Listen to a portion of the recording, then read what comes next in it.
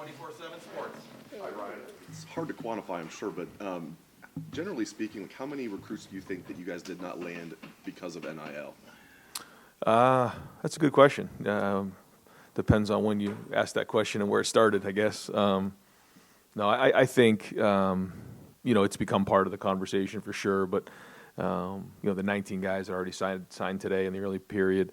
I guess it's 12:30 right now, and so it's still an open period to sign. So we're going to keep swinging on this thing. But I think for me on today, on a day like today, it's like, all right, these 19 guys that have signed right now, they deserve the recognition on a day like today because it's a great group. And I think when you look at the quality of the people that we're bringing in, I think that's the focus right now. I think it has to be for us is like not so much maybe who we don't get, but who are we bringing into the program? You know what I mean? And so I'm proud of our guys, and they're going to have unbelievable opportunity here at Ohio State for sure. And speaking of those guys, what does it say about them? I'm sure it was a challenge for you. I'm sure other schools were coming after them, offering them money. How big of a challenge was that, and what does that say about those guys? It says a lot about our guys. 7 guys from Ohio and 19 guys here. I mean, these are guys who want to be Buckeyes. They know the opportunity here, and there's a lot that comes with deciding on where to go to a school. A lot of these guys did it for the right reasons. What I mean by that is like focusing on the things that truly matter in this case. And what are those things? First off, it's the development at Ohio State. It's the ability to come in and get unbelievable education. It's being a part of a program that's going to be in the national championship hunt every year, but also part of an unbelievable culture in the city of Columbus. There's just so many things that come with being a Buckeye that these guys recognized early on. And it's about relationships, and I think our coaching staff did an unbelievable job of building relationships throughout this process. Because this year was a unique season, and it's going to be a whole nother unique recruiting cycle next year, and every year it changes. This year certainly has been a lot of changes, but in the end it comes down to relationships, and our guys did a great job of that. Second row, StephenMeansCleveland.com. Whether it's Lincoln this year, Devin last year, even like CJ was kind of the same concept of these guys that you maybe had to go back and get later on in the process, and you're not always, there's not always guaranteed to be somebody who pops up who's maybe Ohio State caliber. Has that maybe at all changed your guys' philosophy and how you guys maybe attack quarterback and maybe waiting a little bit and not going after a guy as early? I think it's a great question and something we always look at. Is when is the right time to go on quarterbacks? Is it early in the process? Is it late? There's certainly some great positives to jumping on somebody early. You identify who that person is early on. But when you get on somebody late like Lincoln, you get to recognize what they did their senior year. Same thing with CJ. Same thing with Devin. And you get 40 years of work there. And I think in their situation, that's worked out really well for us. But there's also been times where we've recruited Kyle and guys early on in the process, and that works too. So everybody has their own journey, but it's something that we always look at to try to evaluate what gives us the best chance of choosing the best guy for Ohio State and allowing them to choose Ohio State on their own. I know there's an impact if you get a guy in early, because sometimes you can build a class around them, but I don't know, is there an impact the other way when a guy doesn't necessarily work out and you have to kind of change gears a little bit? That's part of the recruiting process now, yeah, is just being able to pivot and react and really you focus on the guys that ultimately sign. That's it. There's just a lot of twists and turns along the way, a lot of emotional roller coasters, but in the end, it's like, okay, who are the guys you bring in? And I think when you look at this list of 19 guys, I don't know what rankings or anything like that, but I know if you take, the quality of each guy, it's got to be up there as one of the top ones in the country. Anybody else to sign? Yeah. I mean, this is the early signing period. It's 12:30 here, so there's still a lot going on. There's a long way to February too. So. Right behind him, Dan Holt, London Warriors. Ryan, I think you guys have had 5 players just between classes decommit since the summer. Does that number concern you, and what do you maybe look at as maybe reasons why there's been a couple more decommitments this year than in the past? I just think it's kind of the way of the world right now.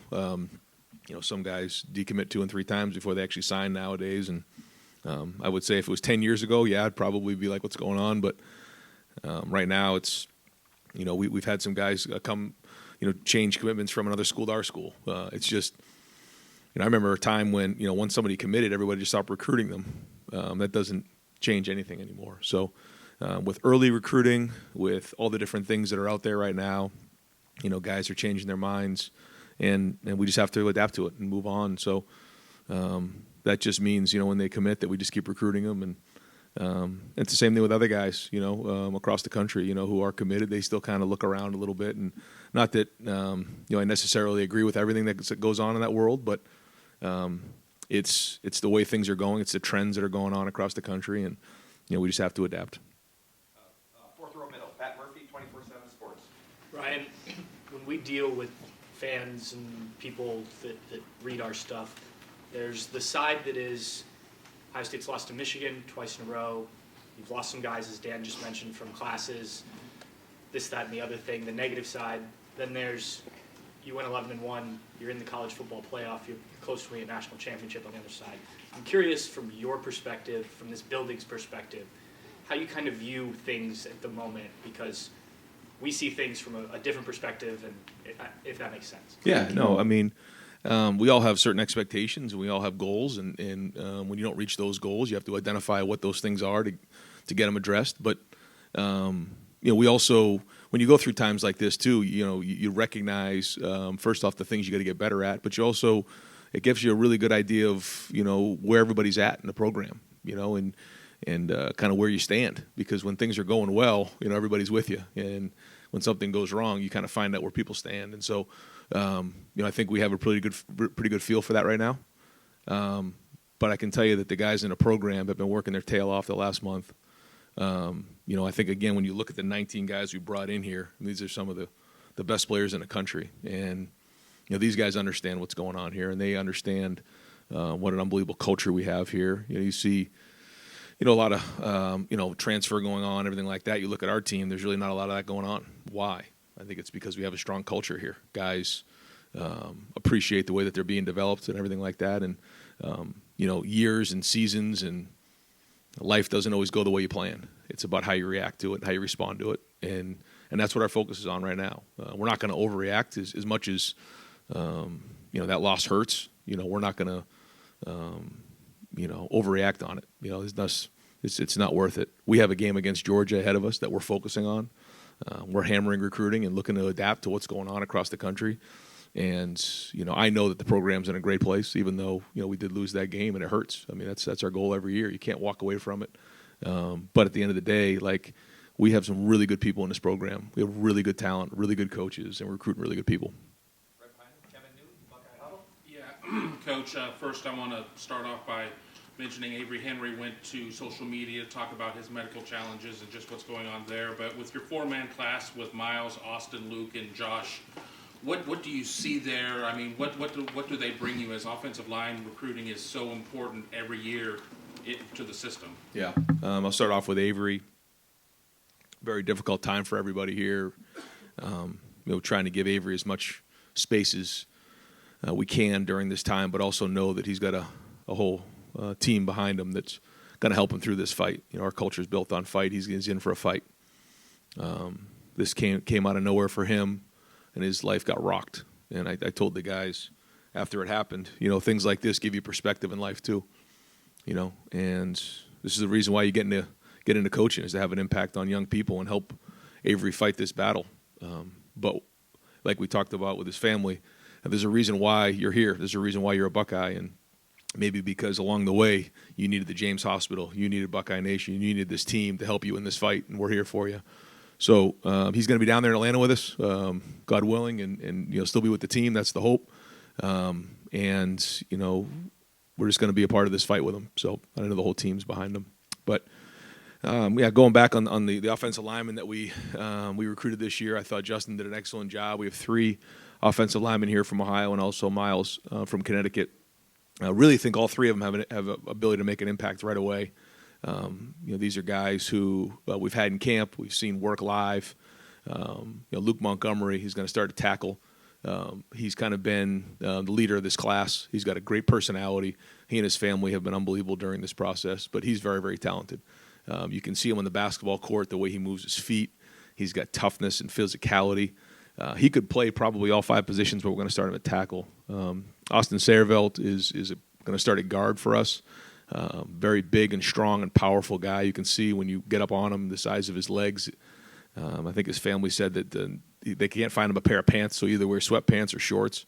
That's how big his thighs are. But he's very, very powerful and big inside, and kind of that road grader you're looking for at guard. Josh Padilla is going to start at center for us. This is a guy whose dad is a wrestling coach. He was a wrestler, has all the traits you're looking for in a center: the quickness, the ability to leverage, the noses and the guys that he's going to have to go against every day, and he's got a toughness about him. And so you couple that with Miles. Miles, is from Brunswick School out there in Greenwich, Connecticut, and you look at his length and his athleticism and his size. He's going to start at tackle for us as well. He brings a lot of potential there, and so all four of those guys early on, we're excited about. Hopefully, we can get these guys going and make a push. Follow-up. You guys have been very active in the portal, offering some tackles. I know you can't speak specifically about guys, but is there still that need to look into the portal and maybe find an impact guy? I mean, especially when we don't know what the future of the tackle position is going to look like after this season? Yes. Yeah, we're definitely going to look at that and see the guys who are out there. We're not just going to add guys to add guys, but if it's right for them and it's right for us, we're certainly going to look down that road. Yes. Right next door, Jeremy Birmingham, Rivals. Ryan, at this point, no running back, no defensive end. Is there a need to expand the overall search in these types of situations? Obviously, Tony and Larry. Well, we signed Mickens, right? So I wasn't sure if you were considering him more of an outside edge. yeah, he'll start at defensive end. With Tony and Larry, who are obviously longtime guys, great relationship builders, is there a philosophy shift maybe that, like, let's expand the board rather than narrowing in on 2 or 3 guys, and if they don't work out, then you find yourself in this position? No, I don't think so. I think when you looked at this year at running back, we have a pretty decent, decent depth there. When you looked at, Trey and Mayan, and then in a Chip, we got to decide if we're going to move him over full time or not. Dallin, and then Evan Pryor's been hurt. So, going into the year, we knew we were already kind of with 5 guys there, 4.5 guys. If we had somebody there that we really liked, that we were going to take them. Didn't feel like we needed to, but we're always going to look to upgrade if we possibly can, or add somebody to the roster that we think can help us. So it didn't work out for us this year. We certainly had a head start, and then lost a guy. But and then at the defensive end position, we felt like we were in pretty good position with a couple guys. It didn't work out in the end, but we did have a couple other guys that we're recruiting. Certainly Josh, to add him to the class was great. He's a guy that he's from Indiana, and he's very athletic, basketball player. We had him in camp. For him to make the decision down the stretch was big for us. We think he can be a very, very good player. And then we also like Jason Moore's ability to go inside and outside. He's shown that. He was a player of the year in the area there, had a big-time season. So he was important to get. And then Cade McDonald inside, as you know, from North Gwinnett was a big add for us. And we'll keep recruiting. We'll keep seeing what's out there. But we're always going to swing at the best players in the country. And but I'm glad that we have the guys that we have in this class. When you're talking about best in the country, it's hard to say that without talking about Brandon Inniss, who, since he was a freshman at American Heritage, was talked about by everyone as the next big thing. Yeah. Very rare you hear that a lot of kids as a freshman, and then they actually live up to it. Yep. But it seems like outside of Luke, he's also become the guy who's the most vocal leader in this group. Can you just speak on how surprising that was, but also how important he's been in keeping everything moving? Yeah, I think you look at all 4 of these guys.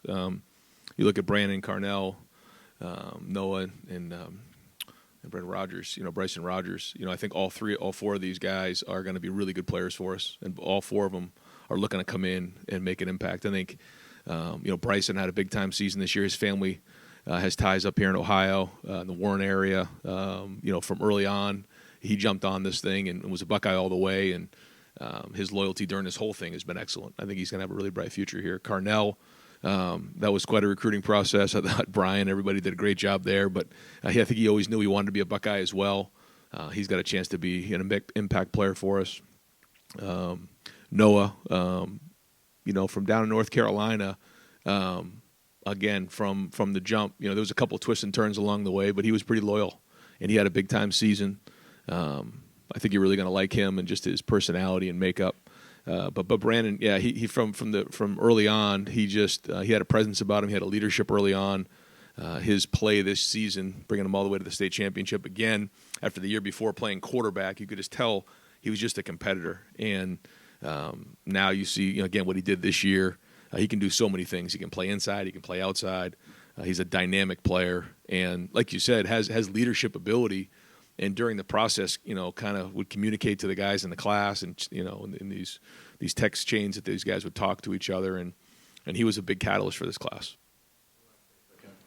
How much has NIL and all of the other stuff around taken you away from the relationship building throughout the process, and as opposed to just jumping in at the end? And do you feel like that's impacted the way that some of these things went this year? I think, again, every year, like we talked about, it changes. The dynamics change. But in the end, it comes down to relationships. That's it. And, again, I think our staff did a great job this season. And the guys that we've signed in this class, I think we have really good relationships with. Deep right, Matt Parker, Glenville Row. Yeah, Ryan, with all of the changes that we keep talking about, changes in recruiting, how have you, I guess, kind of put more of an emphasis on keeping the Ohio prospects in Ohio as well as the Midwestern guys? And then also you talked about the 3 offensive linemen from Ohio that are going to Ohio State, but what about those defensive guys? What do you like about them? How Yeah. can they make an impact? Yeah, I think it's more important than ever to make sure that we have guys from Ohio and that we're evaluating all the guys in Ohio at a high level because, between the transfer portal, the combination with NIL, there's just so many things that come with it. And so, families and people from Ohio understand what it means to be a Buckeye more than anybody. And so we've got to do a great job of that and developing young men and making sure even at a young age we identify them and build them up. But yeah, we got some really good players in the state this year. Jermaine Matthews and Malik, Arvell Reese up in Glenville had an unbelievable season, state champs with coach, and all these guys are going to have an impact. We can feel it. Nobody stopped recruiting them. Up until the last 48 hours, guys were calling them and recruiting them and talking about all kinds of different things, and they stayed loyal. And that's going to matter because that's probably not going to go away because of the transfer portal. So the loyalty and understanding what it means to be a Buckeye is very, very important, and now more than ever. Right in front of him, Tony Gervin, Buckeye Huddle. Ryan, we hear the numbers thrown out for players on existing teams, and coaches will say, this guy was offered this but I'm not going to say which school. Right. What is the downside of a head coach naming another school or a collective from that school? I just think it's just not a road that I certainly want to go down. I just don't think there's any benefit to it. So what do? We just focus on the guys that we signed. And I hear what you're saying. I do. There's a lot of hearsay out there and a lot of people talking about all kinds of different things, and that can be frustrating. But we're going to focus on our guys right now and just focus on this team. I'm not asking you to tell me what other coaches are thinking, but is that the thought process? We're going to focus on this, but we're still going to tell people on the radio that it's happening. Like, you want it both ways, but if you're not willing to name names, like, are you getting anything out of it other than just venting? I think it's a great question. I think it deserves conversation. Probably not right now, but yeah, I do. I think there's a lot going on out there that needs discussion, yes, but now's not the time.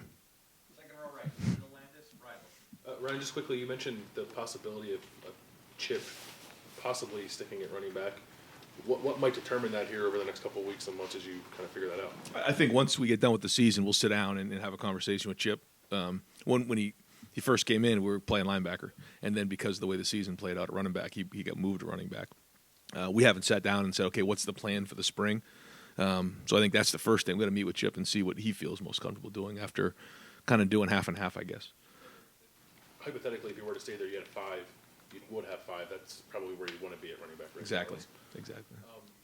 Jermaine Matthews, what did he show you guys when he came up here for that camp and kind of got that offer? And then the other thing, too, is, Xavier has really helped us at running back as well. So it gives us a little flexibility there. But Jermaine Matthews, I would say this. I was really impressed right off the bat. I first met him early on in the process, but then when he came to camp, he did a great job at camp. It was a hot day. It was a competitive day. Coach Knowles was going through the drills, and I mean, he was getting worn slick at one point. I'm like, we got to take it easy on this guy. He's going to pass out. But he kept going and going and going and competing. And then I thought he had a great year this year, just playing really, really hard for Win Woods and Coach Murph, and just was really impressed with his ability to go compete every single day. And this is another guy who went through a lot during the recruiting process and fielded a lot of calls, and a lot of people were blowing up that phone. And he was loyal to the Buckeyes, and I think he's going to have a great career here. Far left, Jared Smalley, WCMH. Ryan is one Central Ohio kid, and it's a name that people know around here. And I'm wondering, no one here gets an opportunity because of who their family is, et cetera. But he earned it, and I'm wondering how. Yeah. What was his development like over the last year and a half that made you think that was a good fit? I'm glad you asked, because I think that ties into what we were talking about before. Will, first off, and we know the story with his dad. And so does that matter? Yeah, it does. Actually, it does. But that wasn't going to be a reason why we're going to offer him a scholarship. Will has, in the last year, just absolutely poured it on. He's poured on some weight. He's poured on, I think, about 45 pounds, and played with an unbelievable motor. We saw that motor in his junior film, but we sat down and explained to him what the expectation was that if he came here. These are the things that we expect out of you to be a Buckeye. And some of those things he and his mom and his family already knew, because they had perspective on that, certainly with his dad's background. And so, it was, I guess it was a little bit of a risk early on, because we didn't quite know for sure. But he and his mom, quite honestly, they said, is he really good enough to be a Buckeye? And we said, if he does these things, we absolutely think he is. It's a no-brainer now. I mean, the way that he played this season, you talk to anybody who watched him play, he played hard, he played physical with his hair on fire, and just had a lot of production. So he's coming in early, and we think he has a chance to be a very, very good player for us. Right behind him, Nathan Baird, Cleveland.com. Sorry to bounce back onto the NIL topic, but so you have an athletic department that was set up and was ready for this and engaged in it. You have the collectives that are trying to do their part. So just from your perspective, what's missing? Because right now it's obvious that within your staff, within your group, that you're not satisfied with where the program stands right now. Well, I think all these guys right here are going to have unbelievable opportunity in the NIL space, and the way it's designed, and with things that we have set up here, and also just like with our current team and some of the opportunities that are going to be here. So, we can explain to them what some of our guys are doing, and that we can explain to them what some of the deals our guys have done as examples, and I think they've really bought into that, and they understand what all that means and the potential for that down the road. So as NIL continues to change and move, we're constantly having conversations on a weekly basis on what we need to continue to improve on, what we need to do better, where it's going, and we're going to keep building on it. And it's Ohio State, so we should be the best in the country, and we will. Is it a bigger issue for you right now in this process, the recruiting process, than it is in keeping players satisfied once we're here? Yeah, that's another good question. I would say right now the recruiting space is probably just the most hectic right now and the most competitive, especially as we get closer to signing day. But it's across the board right now. Front row middle, Bill Rabinowitz, Columbus Dispatch. Lincoln obviously was kind of a late Yep. addition. What do you like about him, and the fact that you did get to see him play his senior year? How much impact did that have? Yeah, it had a big impact. Multiple sport athlete, and a very good multiple sport athlete. Did multiple things, or played multiple sports, but played them very, very well. Liked the way he competed, liked his athleticism, liked his makeup when he came to visit us. Came here, saw the environment, and I want this, and that's a huge part of it. But this isn't for everybody. Being the starting quarterback for Ohio State is not for everybody. It's got some unbelievable things, but there's a lot of things that come with it. He kind of looked at it and was like, "This is what I want." That was important. I liked his makeup. I thought Corey really did a great job building a relationship with he and his mom, and I think he saw the opportunity here. And you combine all those things together, we're excited to have him. Sorry to ask you another NIL question, but it seems like when I talked to some recruiting expert, basically said it's delayed gratification in terms of Ohio State may not be able to get you X amount up front, but if you become the player that you, if you bet on yourself, and become the player that you think you're gonna be, it'll pay off in the long run. Is that kind of the pitch right now for you guys? I think that's probably like that anywhere. You know, the number one focus, it has to be the development here in the end. You know, all of these guys want to have, first off, they want to have great careers at Ohio State. They want to go on to, you know, win championships and beat the team up north and win national championships here. That's the first thing. Get a great degree. Help them set up themselves for life after football. All those things are important. But I also think, you know, along the way, there's going to be, you know, some things that change in their life, and they're going to have to adapt to it. But they also know that it's about an opportunity to go to the NFL too. And if they're not in the right situation, if they're not getting developed, then that's not going to help them reach their end goal. So, you know, our focus on the conversation, I guess, you know, to your point, is where are you going to be at in 3 to 5 years? Certainly there's going to be opportunity now with NIL that was never here before. And certainly Columbus and the state of Ohio and Ohio State is going to offer a lot of these opportunities. But where are you going to be in 3 to 5 years? You know, not just where you're at right now. And I think all these guys recognize that. Fourth row middle, Andy Anders, Buckeye Sports Bulletin. Yes, Calvin Simpson-Hunt was a guy you guys got involved with a little later on in the process, was committed to Texas Tech when you offered him. Can you talk about what that evaluation was like? And obviously there's a lot of athletic upside there, Yeah. what you saw in him. Yeah. You know, I thought Tim Walton did a great job of, you know, evaluating him and Mark Pantoni, his ability to play in his junior year, but then was really impressed with how he played his senior year. Just, you know, a very, very competitive conference. Did a great job of competing every day. Has really grown in a lot of different areas in the last, you know, even 10 months. And so, you know, we're very, very excited to have him. He's got a lot of athleticism. He's got good size, great work ethic. And, you know, I know he wants to come in and compete as well. But I think the good thing about coming from the state of Texas and the league that he plays in, he's going against really good players every day. And so you can see, you know, the fact that he should be able to assimilate pretty quickly here. Far left, Andrew Lynn, Buckeyes Now on Fans Only. With how prevalent the transfer portal is now, are there conversations that you're having throughout the process, you know, where you might not be getting a prospect to come now, but kind of just planting those seeds for, like, if in the future, if they do enter the transfer portal, like, hey, you know, we know what we offer.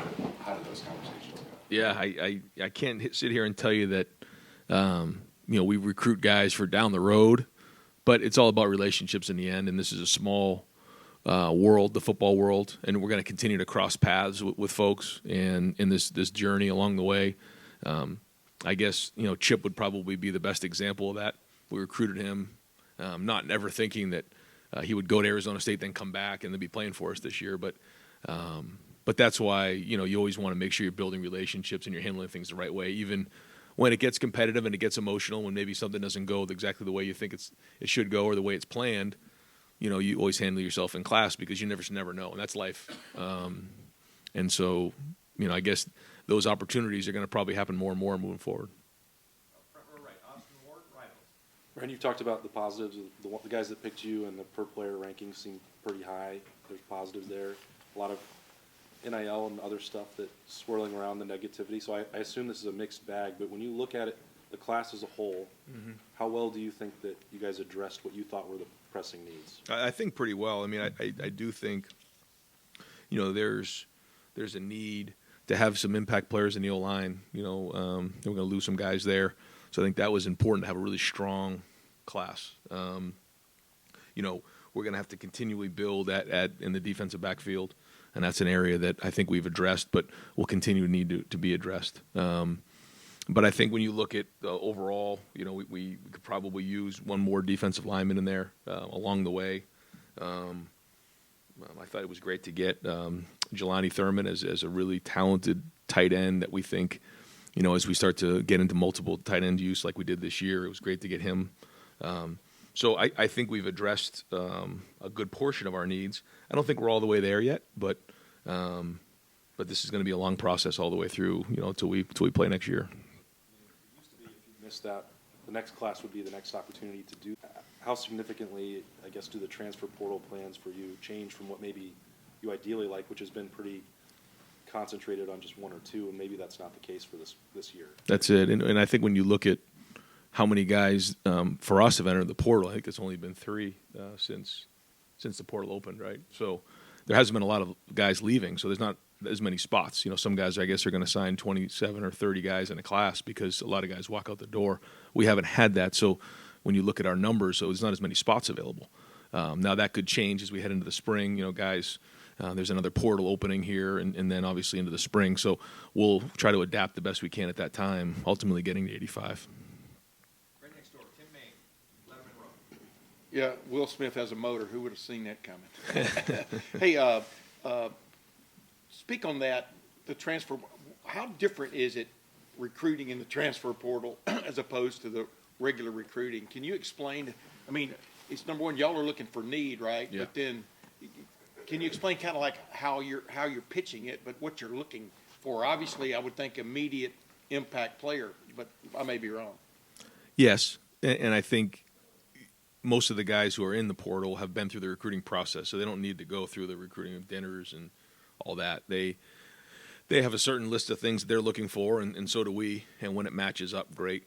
I think one of the things that you don't want to do is, talk to somebody about, hey, you're going to come in here and be a starter right away. Like that's not good for your locker room, and it's just not good policy. You know, everybody who comes in that type of role, like Tanner did, like Chip did, like Jonah Jackson did, Trey Sermon, they come in, they're going to have to compete.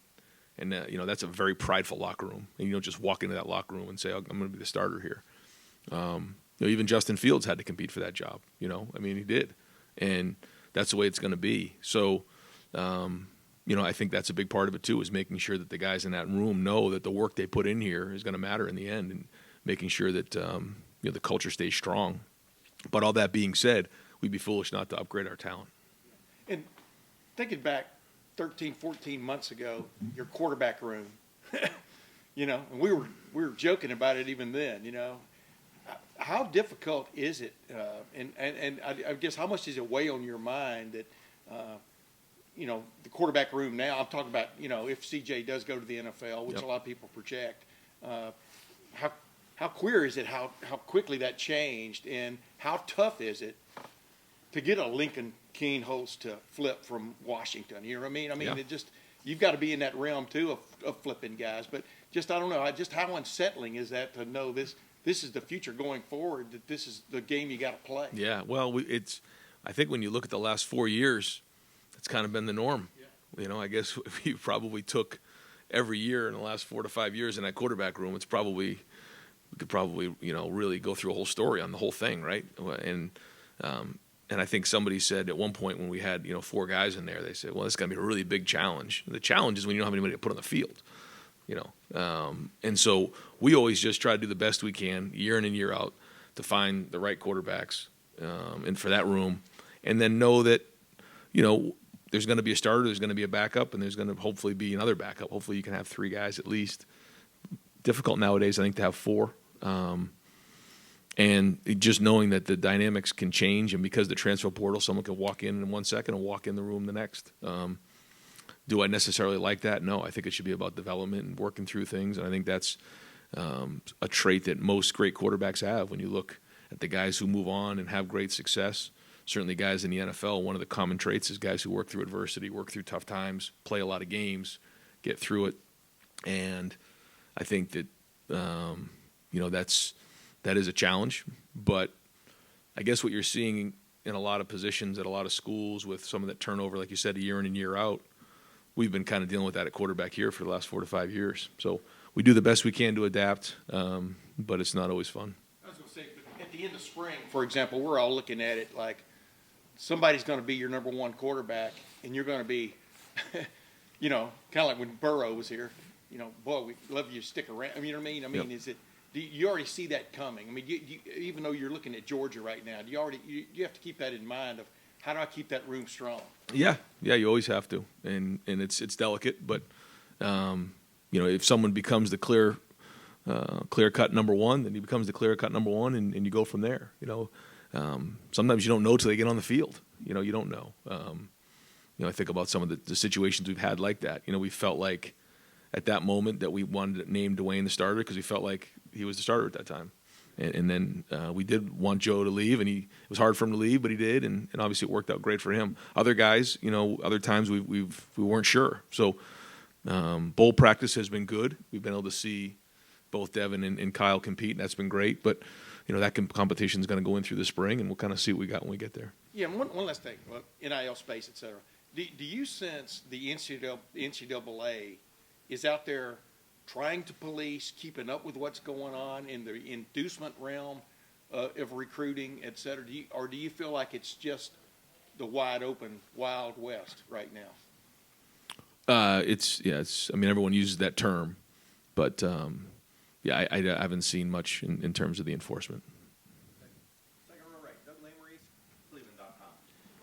Ryan, with what you guys are going to lose at tackle, you talked about some of these recruits can be instant impact guys on the offensive line. Not to put too much on Luke Montgomery, but he's a guy you've had a relationship with for a while. Yep. He's a high-level talent. Yep. Could he theoretically compete to start next year, or philosophically is it like, man, tackle, true freshman, that's just too much to ask? I don't know if I want to put that all on him, but we're excited to have him in. We are. And the fact that he's coming at mid-year is even more exciting. Talked to him today about it, and his mind's already going there, which is great. So we'll see. I think it's a challenge for a young guy, but we're not going to put it past him to go do it. So looking forward to getting him in here and getting to work. There's been a great history with Glenville High School and Ted Ginn Sr. and players coming here. Arvell Reese, that recruitment, the player that he became, just what was the process of you guys knowing, yeah, we want this guy to be in Columbus? Well, first off, when Coach Ginn calls and recommends somebody, there better be a good reason why you don't take them. That's the first thing. But then you watch him play on film. I mean, his film speaks for itself. He is all over the place. He can do many things, and for his size, he's got power, he's got athleticism, he's productive. He's one heck of a football player. And Coach was on that one early. He hit that one right down the middle, and he's talked to me about some other guys. I mean, he's been done an unbelievable job, and then for him to win the state championship the way he did this year was awesome. Really happy for him in the program, and they're in great shape. But Arvell's going to be able to really have an impact for us. Very productive, and I think the thing that Coach does a great job of is he builds them up the right way. He understands Ohio State. He understands what it means to be a Buckeye. He understands the rivalry, and so to have somebody like that in our program coming in this year is going to be very important. Not to put too fine a point on it, but with the way things are working right now, do you think it's possible that there are some recruits who will make a financial decision when they commit out of high school and then might be open to transferring after a year with more long-term winning and development things in mind once they, and I'm not saying that's not what I might do that too. Is that, you kind of were generally asked about planting seeds. Is that a reality? Ooh, do I want to go down this road right now? I'm not sure. I would just say this. I think these guys have a lot of flexibility right now to do a lot of different things. And I would say that the second thing, focused on winning and development, all those, that's what these guys focused on right here, which is great. But there are a lot of things going on out there that I know, it's hard for guys to walk away from. And we're doing everything we can to make sure we're focused on doing the right thing, and our guys understand that, knowing that there's great opportunity for these guys, and there's going to continue to be great opportunity for these guys. But like you said, nowadays there's a lot of flexibility for players. And everything's connected. We understand that you're happy with this group of players who want to be here. The quarterback recruiting. People are trying to flip some of your guys, and then, sometimes you got to go out and try to flip somebody else. Mm-hmm. You had a 2024 quarterback who was committed and then decommitted. Everything stitched together. How did what happened with that player, or the possibility of that, affect anything else you were doing in this quarterback class? And how often are you completely surprised by things like that, or how often do you sort of have an idea of, well, we maybe need to be prepared for something that might change? All of the above. Yeah. I mean, I think, year in and year out, we want to bring in a quarterback. I don't think we've had a year when we didn't sign a quarterback. So we always want to sign a quarterback. And it's something that's constantly changing all the time, and we're trying to, project out the best we can. Who's gonna, be somebody that can make an impact early on, and we're not bringing in anybody to be a backup. I think that's the other thing, and maybe there's times where, someone can say, well, you're just coming to Ohio State just to, get in line. If that's the case, then they don't understand who we're recruiting. I say that a bunch because that's some people's recruiting pitch to a quarterback. Oh, don't go there. They have all these other quarterbacks. They have all these 5-star quarterbacks in a room. Well, what are they saying about you? They obviously don't think you belong. And everybody dreams of playing in the NFL. When you sit in an NFL, room when you're in the preseason, you're going to be with a lot of really good quarterbacks. You're going to have to compete. And the challenge is, if you can make it here, you make it anywhere. And I think that's where Lincoln was really into it and never flinched. That's just something I really liked about him. He was like, listen, I'll go in that room, I'll compete against anybody, let's go. It's like, that's awesome. And that's something that I think we're excited about and looking forward to getting to work with him. Tim and Brown said the same thing, right? Exactly. Yeah. That's exactly right. And I think that there's a lot to be said for that. Guys who want to do that. And so we want the most competitive guys in the country. Front row middle, Joey Kaufman, Columbus Dispatch. Ryan, when you've talked about your approach to the transfer portal and not taking guys just to take transfers for the sake of doing so, Georgia's kind of maintained a similar approach. The team you're playing in the playoff. Any thought on why on this stage the top teams, the top playoff teams are largely built through high school recruiting, sort of rather than just having 15 transfers on a roster? Yeah, I don't know if I've quite thought about how that fits with both of us, but I haven't quite given that much thought. I would say that we do a really good job recruiting, and I think we do a really good job of developing. I think Georgia does the same thing, and obviously teach their own in their own philosophy on things. But I'm sure they're looking at the portal just like we are, and it'll become a little bit more of a norm, I guess, moving forward. But we're also we do a really good job, I think, of identifying the right people who want to be at Ohio State and then developing them. How does the selection process, when you're looking at guys in the portal versus the high school talent pool, how do those pools of available players typically compare, like in terms of guys who can play at Ohio State? What do you mean compare? Like a high school kid as opposed to a portal kid? Fit-wise, yeah. Ways to upgrade your roster. Like how does the transfer portal each year seems like it's a larger pool. So just kind of wondering how those two pools of talent compare in terms of upgrading your roster. Do you find better players out of high school versus the portal? No, I think it's a good question, and I've talked to high school coaches about this. Some of these high school coaches are very frustrated because some of the guys that would typically be recruited a little bit more are getting less opportunities because more schools are just going portal route. And I think that's interesting because I guess there's a lot of teams that really spend more time in the portal than they would recruiting high school players. And that's one of the unintended consequences probably of the transfer portal that nobody thought of. But I just think when you're dealing with the portal, you're dealing with somebody that's 2, 3, 4 years older than somebody coming out of high school. But sometimes it comes down to need, and I guess the talent is just depending on who it is and then who you're comparing them against. Second row left, Steve Hellwagen, 24/7 Sports. Yeah, you guys came in today with 6 guys committed in the secondary. You've signed 4 of them, could still sign the 5th one maybe sometime later. Just how important was it to address those 4 or 5 positions, because you were playing a lot of veterans in that group this year? You need to kind of replenish a little bit. That's it, yeah. And being a 3-safety defense, we had to, just more numbers there.